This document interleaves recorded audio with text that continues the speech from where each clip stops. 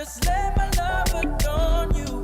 We can do it, baby, simple and plain. There's a love to show that. How many drinks would it take you to leave with me? I'm Luke Skywalking on these haters. Coffee in the morning. What happens when you're too R&B for rock fans and too rock for R&B purists? Each album is like I had a different destination in mind, or I wanted to reach a different, it's like my very first album, I was wanting to reach, people who were looking for good songwriting and creative songwriting in the ethos. At the time, R&B was kind of a caricature of music. It was like, okay. When your talent is undeniable, but your refusal to conform makes the industry uncomfortable. Miguel spent years being told he was too different, too experimental, too much. Was all of the things that people said couldn't be, but we knew was there. It was all of your personalities, musicality, instinct, unique to you. Then he released one song that changed everything. Adorn didn't just become a hit, it became a cultural moment, proof that authenticity always wins. Just let my love adorn you. But the road to that moment, it was paved with rejection, frustration, and a stubborn refusal to be anything other than exactly who he was. October 23rd, 1985, San Pedro, California. I'm born and raised here in Los Angeles, I grew up in San Pedro at Cabrillo Beach. That's when Miguel Jontel Pimentel entered the world, born to a Mexican-American father and an African-American mother. Growing up biracial in a diverse but divided Los Angeles meant existing between worlds, too Mexican for some, too black for others, never quite fitting into the boxes people tried to force him into. That sense of not belonging would define his music, his image, and his entire career. Miguel grew up on everything. His father played oldies, funk, and classic rock, while his mother introduced him to R&B and soul. I think the diversity really comes from my father. His taste in music was really broad, and he was keen on feeding me anything and everything, and he had no bias as long as it was something that, felt good. He wasn't raised in just one genre. He absorbed it all. Prince, Smokey Robinson, Jimi Hendrix, Babyface, Stevie Wonder. Most kids pick a lane. Miguel built a highway between all of them. By 13, he was writing songs. By 16, he was recording in home studios, teaching himself production, determined to create a sound that reflected all his influences rather than choosing just one. The industry told him to pick a genre. Miguel said no. That defiance would cost him years of struggle, but it would also make him a legend. He signed his first record deal in his early 20s with Jive Records, but it was a disaster. The label didn't know what to do with him. They wanted him to be a conventional R&B singer, but Miguel was wearing leather jackets and tight jeans, singing about sex and heartbreak with guitar riffs and rock influences. Leather biker jacket. I'm so at home right now. Like anytime I have a leather biker jacket, I'm like super comfortable. Shades, yeah, like 6 or 7 pairs of shades, and a few like cool boots. Jive shelved his music. Years passed. He was signed, but silent, watching other artists blow up while his career stalled before it started. Finally, in 2010, Miguel got another shot. He signed with RCA Records and released his debut album, All I Want Is You. The title track was sexy, smooth, and different. It had R&B vocals over production that felt more alternative than mainstream. The album didn't explode commercially, but it established Miguel as an artist to watch. Critics praised his originality. J. Cole featured him on Power Trip. Would you believe me if I said I'm in love? Industry insiders whispered that he might be special. But Miguel was still fighting for mainstream acceptance. His look, the leather, the tight pants, the long hair, the unabashed sexuality made people uncomfortable. Black radio didn't fully embrace him because he didn't sound black enough. Pop radio didn't know where to put him. Rock stations wouldn't touch him because he was R&B. Miguel existed in the gap between genres, brilliant but marginalized. Then came 2012. Miguel released his second album, Kaleidoscope Dream, and everything changed. The lead single was Adorn, a song so intoxicating, so perfectly crafted that even the industry gatekeepers who dismissed him couldn't ignore it anymore. Can't wait to see your grin. The production was minimal, just bass, drums, and Miguel's voice dripping with sensuality. The lyrics were simple but effective, celebrating a woman's beauty and presence without objectifying her. The song was a slow burn. It didn't explode immediately, but it grew and grew. Radio stations that had ignored Miguel suddenly added it to rotation. The song climbed the charts, eventually hitting #1 on the Billboard Hot R&B and Hip Hop Songs chart. It stayed there, and stayed there, and stayed there. Adorn spent weeks at the top, becoming one of the defining R&B songs of the 2010s. The song earned Miguel his first Grammy Award in 2013 for Best R&B Song.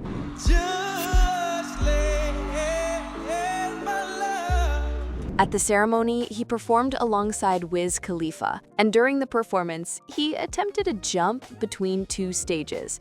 It didn't go well. Miguel landed awkwardly, his leg coming down on a fan's head in the front row.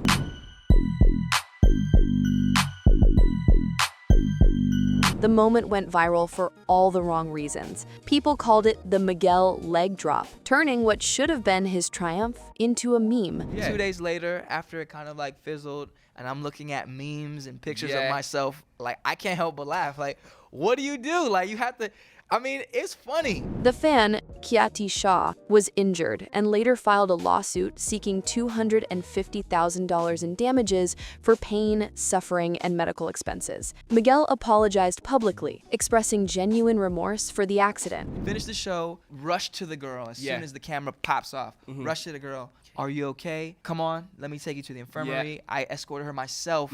Never mind who was around. No, get out of the way. Like, we need help, blah, blah, blah. Make sure she's getting the medical attention that she deserves and she needs. After making sure she was okay, you know, the producers were asking if she'd be into doing an interview. And I'm like, well, she just... The lawsuit was eventually settled out of court for an undisclosed amount, but the incident overshadowed what should have been his Grammy celebration. Another reminder that even in victory, Miguel couldn't catch a clean break. Despite the Grammy incident, Kaleidoscope Dream established Miguel as a force. How Many Drinks, featuring Kendrick Lamar, became another hit. Alright, how many drinks would it take you to leave with me, baby?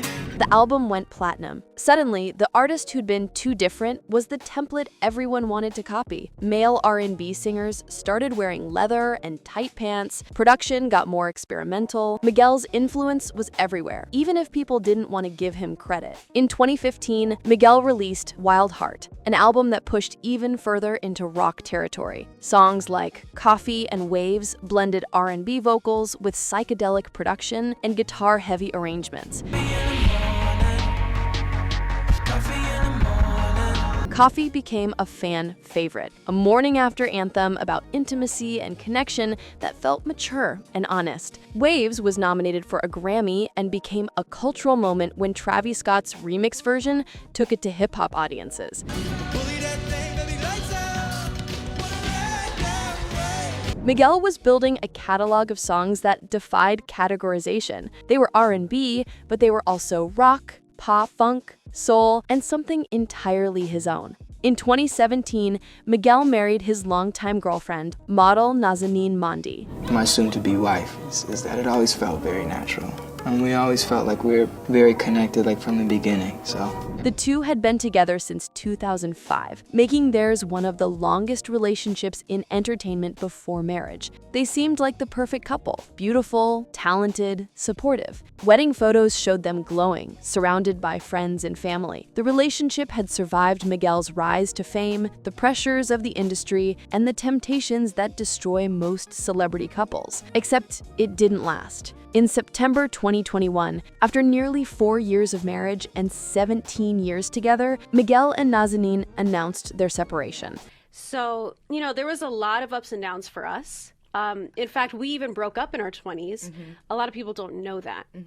We broke up for about a solid year. We both dated other people, which is so crazy to think about. You know, he had to go do his thing. I needed to try and find myself, and I didn't even know I had to try and find. It was a lot. Yeah. There's a lot going on. The statement was mature and cordial, citing individual growth and remaining friends. But the split clearly affected Miguel deeply. His subsequent music became more introspective, more melancholy, processing the end of a relationship that had defined his adult life. Between albums, Miguel stayed busy with collaborations and features. Skywalker with Travis Scott in 2017 became his biggest commercial hit, a certified banger that dominated clubs and radio.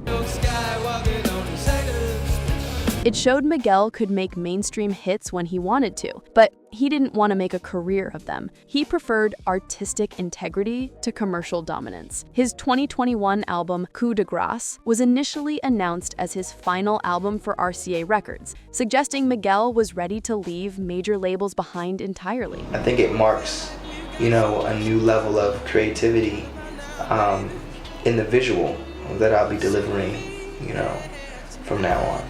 The album, released in 2024 after delays, was introspective and experimental, reflecting on success, loss, and what comes next when you've accomplished everything you set out to do but still feel incomplete. Currently, Miguel is in an interesting place. He released new music in 2024 and 2025, continuing to experiment with his sound while maintaining the core elements that make him distinctive.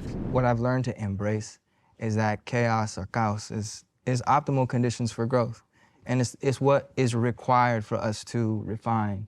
He's hinted at going independent, at building his own label to release music without industry interference. At 39 years old, he's reached the point where legacy matters more than hits, where artistic fulfillment outweighs commercial validation. Paying tribute, I think, is more about honoring the creativity, and taking what I've learned from him and being as true to the art, respectful of the art and the creativity as I possibly can. He's been performing at festivals, headlining intimate venues, and collaborating with artists across genres. Sweet Hollywood side. He appeared on tracks with electronic producers, indie rock bands, and traditional R&B artists, still refusing to be boxed in, still building bridges between worlds that don't usually connect. Miguel has also expanded into other creative ventures. He's worked on film soundtracks, contributed to television shows, and collaborated with fashion brands that appreciate his unique aesthetic. He's become a style icon in his own right, frequently appearing on best-dressed lists and using fashion as another form of artistic expression. As of 2025, Miguel's net worth is estimated at approximately $10 million. It's not Drake or The Weeknd money, but it represents a successful career built on his own terms. The wealth comes from album sales, streaming royalties, touring, and various business ventures. Miguel has been smart about building multiple income streams rather than relying solely on music. There have been relatively few major scandals or controversies in Miguel's career beyond the Grammy leg drop incident. He's avoided the public meltdowns, legal troubles, and personal dramas that derail so many artists. His biggest controversy has been his refusal to be what people wanted him to be, and that's hardly a controversy at all. It's integrity. He has spoken openly about experiencing racism within the industry, about being told he wasn't black enough for R&B radio or white enough for pop radio. He's discussed the challenges of being biracial in an industry that wants to categorize artists by race and genre. Miguel has used these experiences to advocate for more inclusive definitions of what black music can be, pushing back against the gatekeepers who try to narrow its scope. There were rumors over the years of tensions with his label, of creative disagreements and marketing disputes. Miguel has hinted in interviews that RCA didn't always understand his vision, that they wanted more commercial singles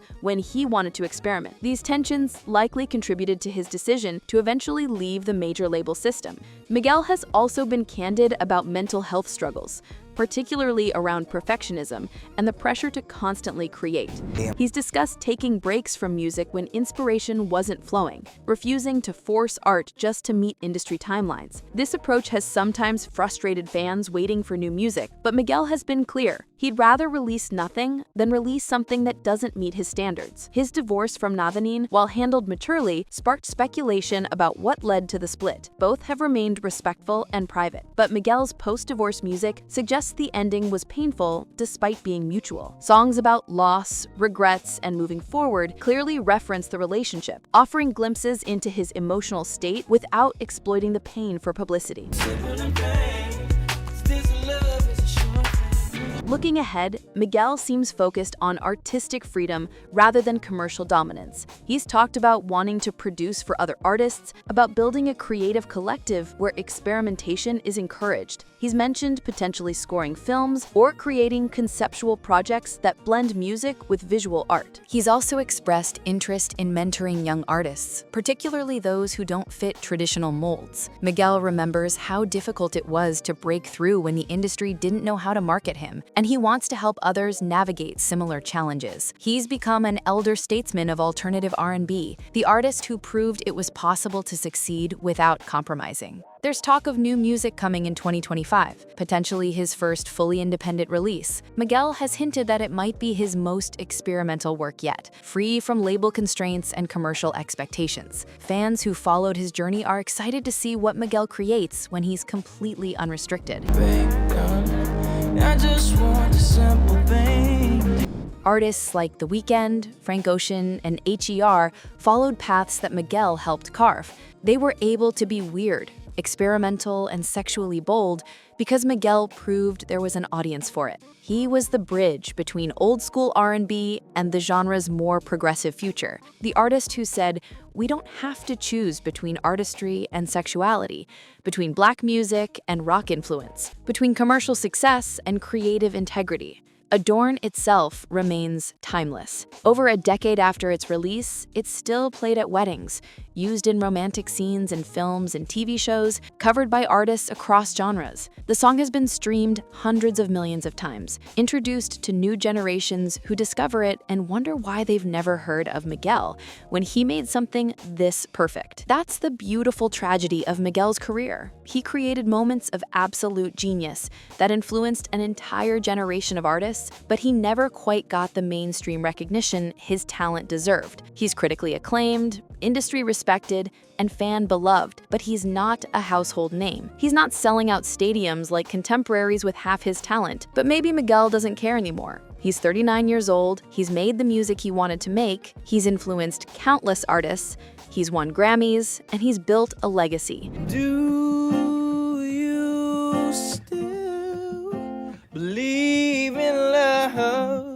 He spent his 20s fighting to be heard, and his 30s proving he was right to fight. Now, in what might be the final chapter of his major career, he gets to make art purely for art's sake. Miguel proved that you don't have to fit in to matter, that being different isn't a liability, it's a superpower, that the industry will eventually catch up to artists who are ahead of their time. Adorn was beautiful, but Miguel's entire career is a masterpiece of defiance, a decades-long middle finger to everyone who said he should change to succeed.